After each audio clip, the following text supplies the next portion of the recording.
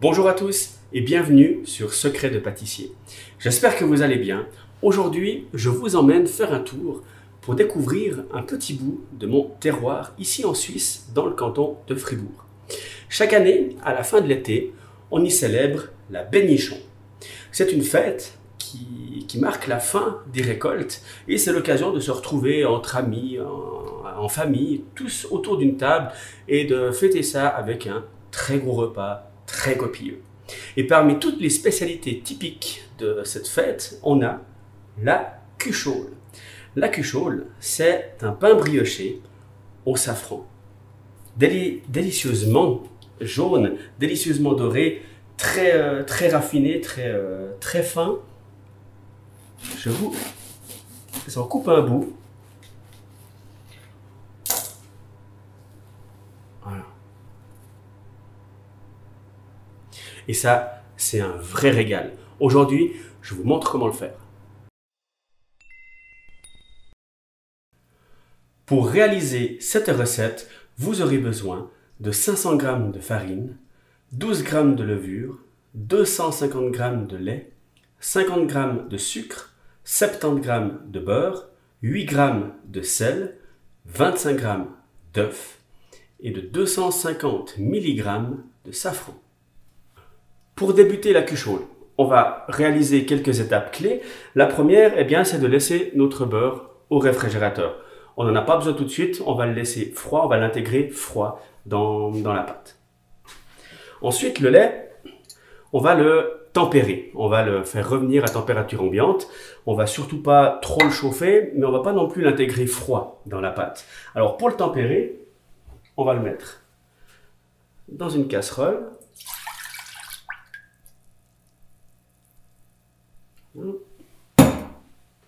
Et à l'intérieur, on va venir mettre le safran.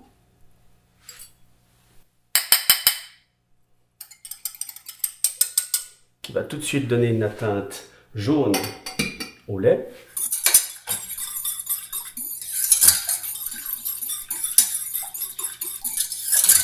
Alors, si vous voulez un goût plus prononcé de safran, vous pouvez très bien le mettre à l'intérieur du lait la veille. Vous le laissez la nuit au réfrigérateur, bien couvert, et le lendemain, vous reprenez la table pour tempérer et vous avez votre lait qui sent un peu plus le safran. La matière grasse, elle canalise en fait les odeurs. Vous laissez votre beurre sans protection à l'intérieur d'un frigo pendant quelques jours, il va stocker toutes les odeurs qu'il y a à l'intérieur. Donc, c'est pour ça qu'il faut bien couvrir votre lait pour pas qu'il ait d'autres odeurs que celle du safran.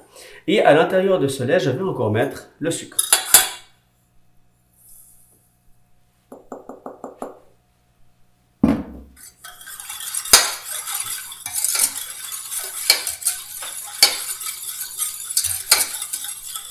Et ça, je le passe un tout petit moment sur le feu, juste histoire de le tempérer et d'éviter qu'il soit trop froid. Le lait, il est tempéré. À l'intérieur, je vais encore ajouter de la levure. Alors, je prends bien le temps de faire cette étape. La levure, elle est dissoute à l'intérieur du lait et ça va permettre en fait qu'elle se diffuse de manière bien plus précise dans la pâte. Et c'est important ici que votre lait ne soit pas trop chaud parce que si votre lait il est trop chaud, il va tuer la levure. Et là, vous n'aurez plus de développement, plus rien du tout et votre pâte, elle ne va pas développer. Donc, important que votre lait soit juste à température ambiante. Voilà, une fois que j'ai ces étapes-là, je garde le sel de côté, j'ai le beurre qui est au réfrigérateur, je mets la farine dans mon pétrin.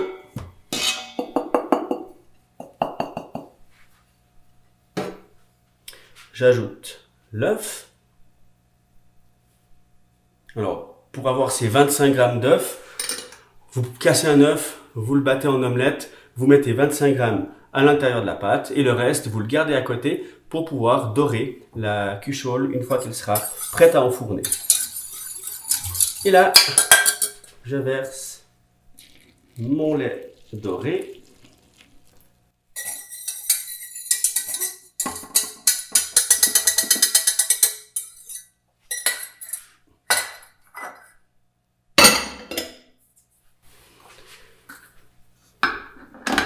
Et je démarre le mélange en première vitesse.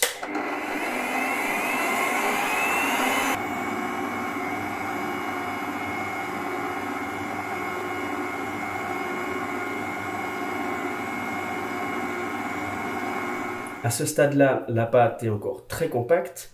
On va ajouter le beurre froid et on va continuer à mélanger en première vitesse.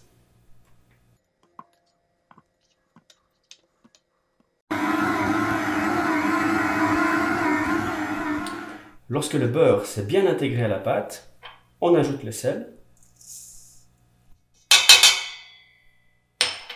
Et cette fois, on peut pétrir en deuxième vitesse. On va contrôler si la pâte est prête. Ça fait environ 10 minutes qu'elle tourne en deuxième vitesse. Donc on va prendre un tout petit bout de pâte et puis on va venir l'étirer tout gentiment. Voilà. Et l'idée c'est qu'on puisse voir à travers. Qu'elle ne se déchire pas et qu'on puisse voir à travers. Voilà. Donc là, elle est prête, ma pâte est prête. Alors, je viens former une boule.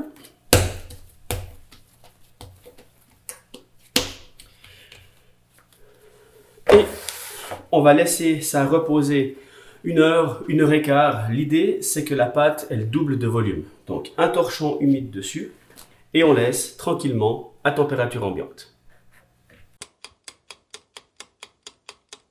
J'ai attendu 1 heure et quart pour que ma pâte à cuchole double de volume. Donc à présent, je vais la mettre sur le plan de travail. On voit, elle fait des bulles. Hein. Donc c'est que le travail de fermentation est correct. Voilà. Je vais la dégazer justement. Appuyer dessus. Enlever ces bulles. Comme ça, je vais la rabattre sur elle-même. Hein, et ensuite, on va la façonner en boule pour pouvoir la poser sur notre plaque. C'est parti. Je prends, je rabats un bord. Là, on va rabattre en 4.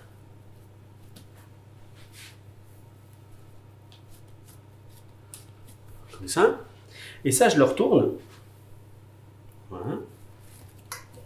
Et je vais venir le rouler à l'intérieur de mes mains. On va serrer un peu cette cuchole. Voilà. L'idée, c'est d'avoir cette fameuse clé qui se trouve en dessous et complètement sous la plaque pour pas que la pâte déchire, la cuchole déchire au four. Donc je serre assez bien. Voilà. Et je viens appuyer un petit peu dessus. J'ai pas envie d'avoir vraiment une grosse boule comme ça, mais j'ai plus envie d'avoir une boule qui tente à aller un petit peu vers l'extérieur plutôt que sur la hauteur. J'appuie un peu dessus, on voit bien ma clé, elle est bien dessous. J'appuie un petit peu dessus et je vais venir placer ça sur une plaque de cuisson.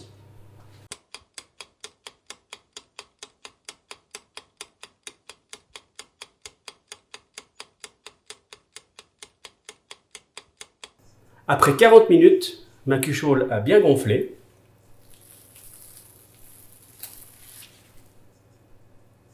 Parfait. Alors, on va venir la dorer et ensuite on va venir la signer, la scarifier avec cette forme caractéristique qui est là, c'est-à-dire des petits losanges qui vont apparaître après la cuisson. Pour signer ma cuchole, donc je vais soit utiliser un petit couteau comme ça très bien aiguisé. Il existe des couteaux ainsi, c'est des couteaux spéciaux pour scarifier le pain. Vous pouvez aussi trouver ce genre de choses. Donc une lame de rasoir sur un petit embout pour bien arriver à le tenir et puis signer. Ou alors si vous n'avez rien de tout ça, mais que vous avez juste une petite lame de rasoir, eh ben vous verrez que ça va faire l'affaire. Et aujourd'hui, je vais la signer avec ça pour vous montrer. La dorure, donc je rappelle, la dorure, c'est le reste de mon œuf. Je ne l'ai pas utilisé en entier, l'œuf, dans la pâte. et on l'a gardé au frigo. Et maintenant que la cuchole est prête, eh bien, je passe tout doucement un coup de pinceau. J'appuie pas trop fort non plus, hein, je ne veux pas l'abîmer. Et je viens juste passer de la dorure partout. Ça va aider ma cuchole à bien dorer au four. Vous pourriez mettre une pincée de sel dans votre dorure pour aider encore la coloration. Vous pourriez mettre aussi un petit peu de lait éventuellement pour caraméliser, mais des fois il faut faire attention aussi parce que c'est quand même des pièces qui vont entre 30 et 40 minutes au four. Donc si vous avez une dorure par exemple avec seulement du jaune d'œuf pur très épais ou alors ce genre de choses comme du sel en plus ou je ne sais quoi, donc ça risque de trop prendre de couleur et après on doit s'embêter à mettre un deuxième papier sulfurisé dessus pour éviter qu'elle prenne trop de couleur parce qu'elle n'est pas cuite, enfin voilà. Donc des fois juste le reste de l'œuf ça suffit. Alors pour scarifier avec votre lame de rasoir, il va falloir faire attention de ne pas appuyer trop fort à l'intérieur de la cuchole et puis que ça ne soit pas trop profond. Il va quand même falloir appuyer un petit peu pour qu'on voie après la cuisson ces losanges. Il n'y a pas de règle. Je ne peux pas vous dire, vous le faites à 2 mm et vous allez droit comme ça et ça sera juste. Non, je peux pas. Il n'y a pas vraiment de règle. Tout ça pour la simple et bonne raison que on travaille avec une matière vivante. Il y a de la levure, c'est une pâte vivante. C'est influencé par le temps qu'il fait, orageux, très beau, très chaud, très froid. Enfin, voilà. Donc, on va scarifier aussi la pâte différemment si notre pâte, la température ou si le temps est différent. Donc, ça sera à force d'en faire que vous allez voir tout de suite le résultat que vous avez. Mais dans le principe, on va y aller gentiment et sans trop appuyer. Donc 1, 2, 3, 4, plusieurs traits ici, hein, je vais commencer là, hop, 2, 3, 4, et un cinquième. Donc on voit, hein, j'ai quand même une certaine épaisseur. Si je tourne un petit peu, j'ai quand même une certaine épaisseur, mais je ne suis pas non plus allé jusqu'à la moitié de ma cuchole. Je fais un quart de tour, un petit peu moins, pour continuer, parce que je veux vraiment avoir, si on y va comme ça, hein, je veux avoir vraiment des formes qui soient en losange. Donc je recommence une fois. 1, 2, 3, 4, 5. Et voilà. Après ça, ma cuchole est prête pour aller au four. Je l'enfourne dans un four à chaleur de voûte et de sol, 180 degrés dans la partie inférieure du four. Et après 30 minutes, on ira regarder est-ce qu'il faut le laisser encore un petit peu ou pas.